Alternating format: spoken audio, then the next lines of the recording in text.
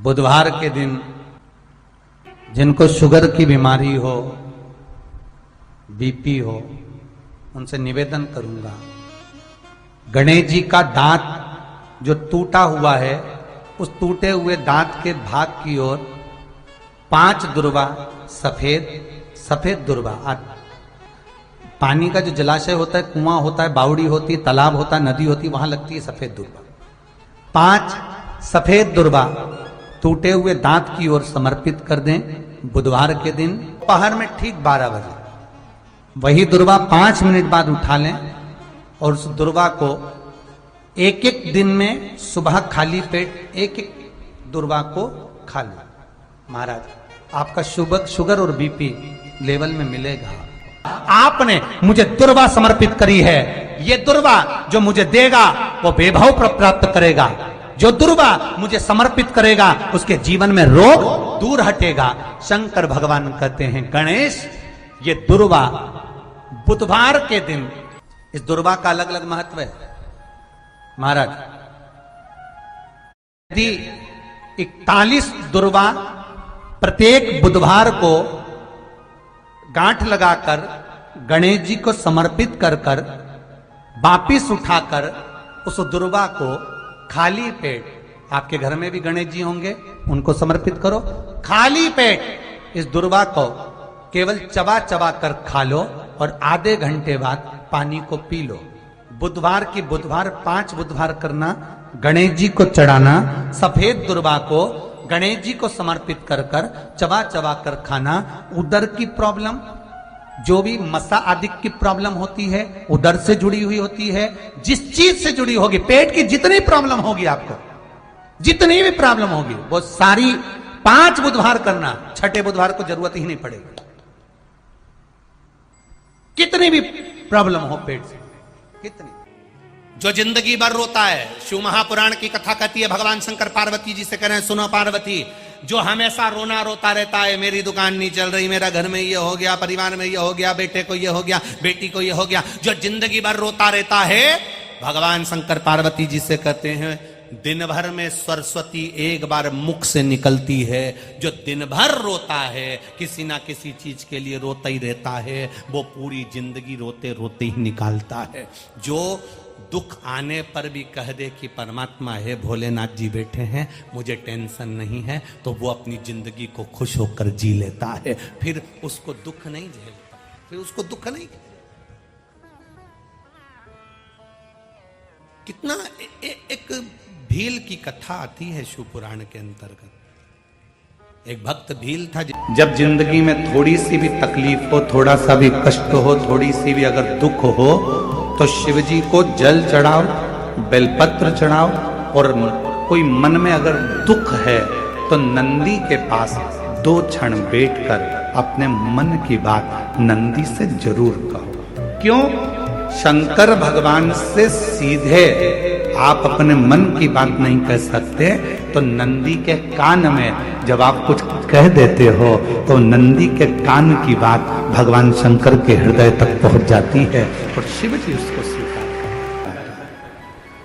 मान लो कोई राह नहीं दिख रही हो, आपको लग रहा है कि मैं बहुत फंस चुके हूं और निकल नहीं पा रहा हूं, मार्ग नहीं मिल रहा, थोड़ा सा लाल चंदन, जहां ये जल बहता है, इसके दोनों ओर, इधर गणपति इधर कार्तिकेय, थोड़ा थोड़ा लाल चंदन दोनों जगह पर लगाना प्रारंभ करो और उत्तर की ओर मुख कर दक्षिण में खड़े होकर शिव जी को जल चढ़ाना प्रारंभ करो। 3 या 4 दिन तक आपने अगर दोनों जगह पर चंदन लगाकर दक्षिण में खड़े होकर उत्तर की ओर मुख कर भगवान के शिवलिंग पर जल चढ़ाया, पहले लगाना चंदन दोनों ओर लाल और फिर जल चढ़ाना। 3 से 4 दिन में स्वयं मेरा भोले बाबा आपको मार्ग निश्चित कर देगा और रास्ते क्लियर कर देगा। ज्यादा दिन नहीं, 3-4 दिन। कोई मार्ग यदि निश्चित नहीं। अच्छा, कई लोग ऐसे भी होते हैं कि वो केवल ये सोचते हैं कि हमने ये कर लिया और इसमें, ऐसा नहीं। शिव महापुराण की कथा कहती है कि आपको साथ में परिश्रम भी करना पड़ेगा। और वो स्वामी समर्थ दुनिया के लोग कहते हैं कि ये दत्त का अवतार है, दुनिया के लोग कहते हैं ये नरसिंह जी का अवतार है। पर कभी आपने अगर श्री स्वामी समर्थ जी का दर्शन किया हो तो उनके गले में एक रुद्राक्ष, अंतिम समय तक प्राण छोड़ने के कुछ देर पहले उन्होंने अपना रुद्राक्ष उतार कर अपने एक भक्त को दे दिया था। पूरी जिंदगी उनके गले में एक रुद्राक्ष पड़ा रहा, वो श्री स्वामी समर्थ जी थे। एक रुद्राक्ष अपने गले में धारण करते हैं। कोई कहता है कि दत्त के अवतार है, कोई कहता है शिव के अवतार है, कोई कहता है ब्रह्मा के अवतार है, कोई कहता है नारायण के अवतार है, कोई कहता है राम के अवतार है, कोई कहता है कृष्ण के अवतार है। पर कोई सदगुरु, कोई संत, कोई साधु, कोई सन्यासी, कोई तपस्वी, कोई साधक, कोई उपासक जब भी भजन करता है, जब भी मंत्र जाप करता है, जब भी नाम जाप करता है, जब भी नाम स्मरण करता है, जब मंत्र में डूबा रहता है, नाम में डूबा रहता है, नाम स्मरण में डूबा रहता है, महाराज वो किसका अवतार है ये तो नहीं कह सकते, पर इतना जरूर कह सकते हैं जो भगवान की भक्ति में डूबने वाला संत होता है, साधु होता है, सन्यासी होता है, इसको बंद कर बाबा, सन्यासी होता है, तपस्वी होता है, साधक होता है, उपासक होता है, वो किसका अवतार है ये नहीं कह सकते, पर इतना जरूर कह सकते हैं कि वो भगवान शिव का, राम का, कृष्ण का, दत्त का कृपा पात्र होता है, इसलिए करुणा कर सकते हैं। तुम्हारा भाग्य देखिए कितना प्रबल होगा। आज श्री स्वामी समर्थ जी एक बार सूरदास जी से मिले थे। श्री स्वामी समर्थ जी एक बार सूरदास जी से मिले। सूरदास जी के नेत्र नहीं थे। श्री स्वामी समर्थ जी ने जाकर सूरदास जी को देखा। सूरदास जी को देखते से स्वामी समर्थ जी ने कहा, आपके नेत्र नहीं हैं। सूरदास जी ने कहा, आप कौन? स्वामी समर्थ जी कहते हैं, मैं स्वामी समर्थ। सूरदास जी कहते हैं, मैंने सुना है कि आपके दरवाजे पर कोई आता है तो खाली नहीं जाता स्वामी समर्थ। जो सूरदास भगवान कृष्ण की लीला का गुणगान करते हैं, जो सूरदास भगवान कृष्ण के गुणगान में लगे रहते हैं, वो सूरदास जी कर रहे हैं स्वामी समर्थ से, मैंने सुना है आपके दरवाजे पर कोई आता है तो खाली नहीं जाता। खाली कुएं को केवल आप एक बूंद पानी डालकर भर देते हो। कोई गोदी खाली आए तो उस बांझन की गोदी में लाल दे देते हो। दुखी आया उसको आप सुखी कर देते हो स्वामी समर्थ। क्या मैं सूरदास, मेरी भी अभिलाषा पूरी होगी? स्वामी समर्थ मुस्कुराए, हंसे और मुस्कुराकर स्वामी समर्थ जी ने कहा, सूरदास तुम्हारे मन में सोच लो तुम्हें क्या चाहिए। सूरदास जी कहते हैं, बस आपके दरवाजे पर आया हूं तो सोच लिया। सूरदास जी, ये स्वामी समर्थ आज आपसे कहता है, आपने भगवान कृष्ण का दर्शन मांगा है, एक बार आपके नेत्र आएंगे और आप भगवान का दर्शन कर लोगे। एक बार आपके नेत्र आएंगे और आप भगवान का दर्शन कर लोगे। और वही हुआ। सूरदास जी एक कुएं में जाकर गिर गए। कुएं में जाकर गिरे, वहां से भगवान कृष्ण राधा जी के साथ जा रहे थे। सूरदास जी पुकार रहे थे, राधा जी को पुकार रहे हैं। राधा जी दौड़कर कुएं में गई और सूरदास जी को निकालने लगी। सूरदास को निकाल रही। सूरदास जी ने पूछा, आप मुझे बाहर निकाल रही हो कौन? राधा जी ने अपना नाम नहीं बताया, बस सूरदास जी का हाथ पकड़ा और निकाल कर बाहर कर दिया। सूरदास जी ने जैसे हाथ पकड़ा, सूरदास जी कहते हैं, आपने मुझे कुएं से बाहर निकाला, मैं आपके चरणों को प्रणाम करना चाहता हूं। राधा जी बोली, रहने दो, मुझे प्रणाम मत करो। नहीं, मैं तो प्रणाम करूंगा। राधा जी के चरणों में सूरदास जी ने प्रणाम करा। जैसे ही प्रणाम करा, राधा जी अपना पांव छुड़ाने लगी। पांव छुड़ाती हैं, पांव की एक पायल सूरदास जी के हाथ में रह जाती है। राधा जी ने भगवान कृष्ण से कहा, मेरी पायल ला के दो। भगवान बोले, मैंने पहले ही मना करा था, मत जा। वो आंखों से अंधा है पर अंदर से देख लेता है। कैमरे लगे हुए हैं, मैंने पहले मना करा था तेरे को, क्यों गई तू? कुछ भी करो, मेरी पायल ला कर दो। भगवान कृष्ण राधा जी को लेकर सूरदास के पास गए। सूरदास, भगवान कहते हैं राधा जी की पायल दे दो। सूरदास जी कहते हैं एक ही शर्त पर दूंगा, पहले दर्शन करा दो। स्वामी समर्थ जी ने कहा था कि एक बार दर्शन होगा। भगवान ने सूरदास को नेत्र दे दिए। सूरदास जी ने भगवान का दर्शन करा।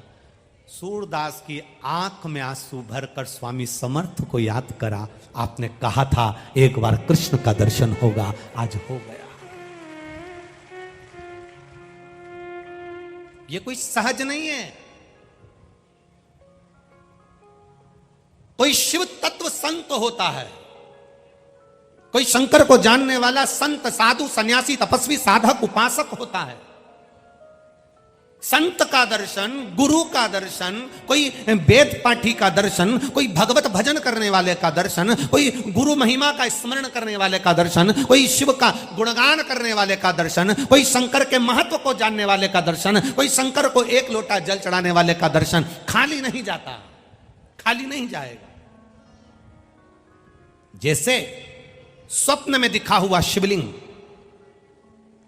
स्वप्न में दिखा हुआ बेलपत्री का पेड़, स्वप्न में दिखा हुआ मंदिर का शिखर, स्वप्न में दिखा हुआ कोई खंडर, स्वप्न में दिखा हुआ जलाशय, स्वप्न में दिखा हुआ एक लोटा जल चढ़ाते हुए किसी को स्वप्न में देखना, जलाशय देखना, मंदिर का शिखर देखना, शिवालय देखना, शिवलिंग देखना, पानी का कूप देखना, जैसे इन सब को देखने पर कुछ ना कुछ खुशी हमारे यहां आने वाली होती है, तो भगवान स्वप्न में ये चीजें दिखा देता है। उसी तरह संत का दर्शन होता है, गुरुजन का दर्शन होता है। भगवान कृष्ण ने कहा मांगो। सूरदास, तुम्हारे नेत्र मिल गए, तुमने हमारा दर्शन कर लिया, मांगो तुम्हें क्या चाहिए। सूरदास जी ने कहा बस एक ही बात मांगना चाहता हूं, दे दोगे? भगवान ने कहा दे देंगे, पक्का पक्का, सौगंध है मेरी, बिल्कुल पक्का, मांगो क्या चाहिए। भगवान से सूरदास जी ने कह दिया मेरी इन आंखों को वापस फोड़ दो। जिन नेत्रों से आपका दर्शन करा है उन नेत्रों से संसार का दर्शन नहीं करना है, फोड़ दो। कि जिंदगी में हम आए हैं और हम जैसा सोचें वैसा ही हो। जरूरी नहीं है कि हम संसार सागर में, देखो भगवान ने आपको और हमको जन्म दे दिया, शरीर कैसा देना था ये उसको मालूम, हमारे पूर्व का कैसा कर्म था उसके अनुसार हमारा शरीर मिला। आपको और हमको जो शरीर मिला ये हमारे पूर्व के कर्म के अनुसार। आप सुंदर बनकर जन्मे, भगवान की कृपा है। आपके हाथ भगवान ने दिए, भगवान की कृपा है। आपके पांव भगवान ने दिए, भगवान की कृपा है। नेत्र दिए, भगवान की कृपा है। जिह्वा दी, वाणी दी, भगवान की कृपा है। श्रवण शक्ति दी, भगवान की कृपा है। बुद्धि दी, भगवान की कृपा है। शरीर कैसा देना था ये परमात्मा ने हमारे पूर्व का स्मरण कर कर, पूर्व के खातों को देखकर तब भगवान ने हमको दिया। यहां जितने लोग बैठे हैं, अगर आप में से किसी ने लोन लिया हो तो बैंक वाले पुराना हिसाब देखते हैं। यहाँ माइंस वाले बहुत काम करते होंगे तो लोन लेना ही पड़ता होगा, है? तो लोन लेते होगे तो पुराना हिसाब देखा जाता है।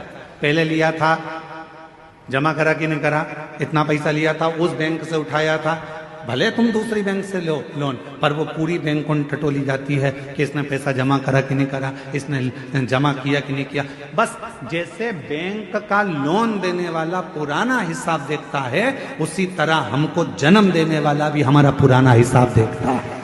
पुराना हिसाब क्या करा संसार सागर में जाकर, किसी भूखे को भोजन कराया, प्यासे को पानी पिलाया, भगवान का मंत्र जाप किया, नाम जाप किया, किसी को सहायता प्रदान करी, किसी को शिक्षा प्रदान करी, किसी को चिकित्सा प्रदान करी। वो पुराना हिसाब देखता है और पुराना हिसाब देखने के बाद हमारा शरीर देता है। हमारे शरीर में कोई भी थोड़ी सी भी कमी रखता है, समझ लेना हमारा पूर्व का दिया हुआ है। महाराज कुछ हमने श्रेष्ठ ना करा हो, श्रेष्ठ ना।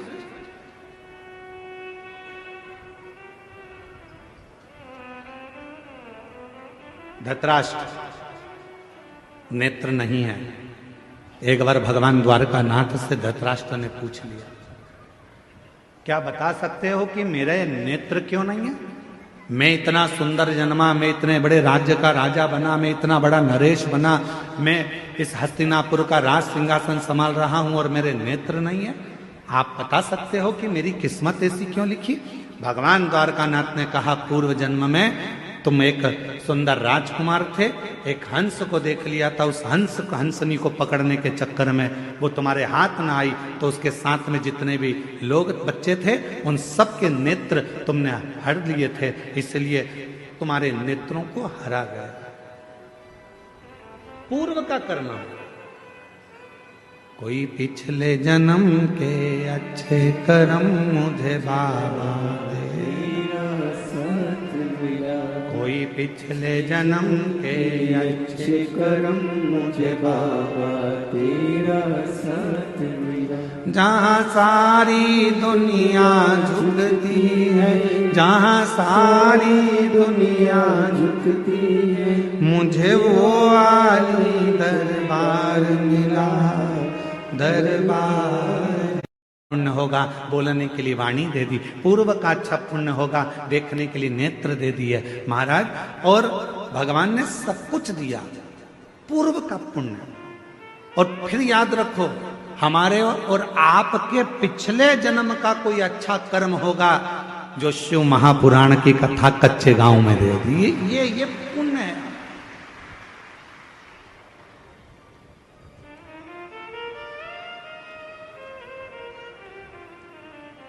तूने बड़ी कृपा करी, मेरे 2 नेत्र दिए, अगर एक भी गड़बड़ कर देता तो देखने में आनंद, दर्शन में आनंद नहीं आता। तूने बड़ी कृपा करी कि मेरी मुख में वाणी दी, महाराज जब भजन गा रहे थे उनके साथ मैं भी गा रही थी। ये तेरी कृपा है, ये तेरी उदारता है, ये तेरी करुणा।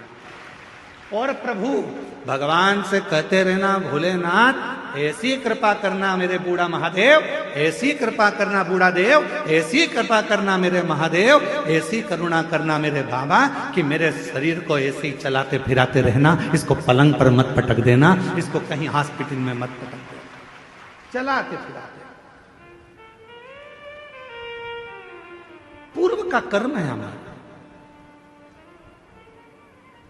होते कई लोग ऐसे भी होते हैं जिनको खूब समझाओ, पास में कथा हो रही है चले जाओ, भगवान का नाम ले लो, एक लोटा जल चढ़ा दो, भगवान की भक्ति कर लो, पर वो करने को तैयार नहीं होता। उनके रहते हैं, नीम के पेड़ के नीचे कितनी भी गुलाब जामुन की चाशनी डालो, नीम मीठी हो जाएगी?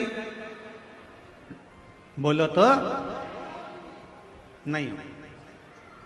नीम के पेड़ के नीचे कितनी भी तुम एक काम करो, जलेबी का घोल डाल दो, मीठी होगी? चलो जान अच्छा, करेले के पेड़ के नीचे, करेले के पौधे के नीचे, करेले की बेल के नीचे आप गुलाब जामुन की चाशनी डालो, रसगुल्ले की चाशनी डालो, क्योंकि वो रसगुल्ला खाने के बाद उसका पानी तो काम आता ही नहीं है। तो एक काम करें अपन कि करेले की बेल के नीचे डाल देते हैं, तो करेला मीठा हो जाएगा, हो जाएगा।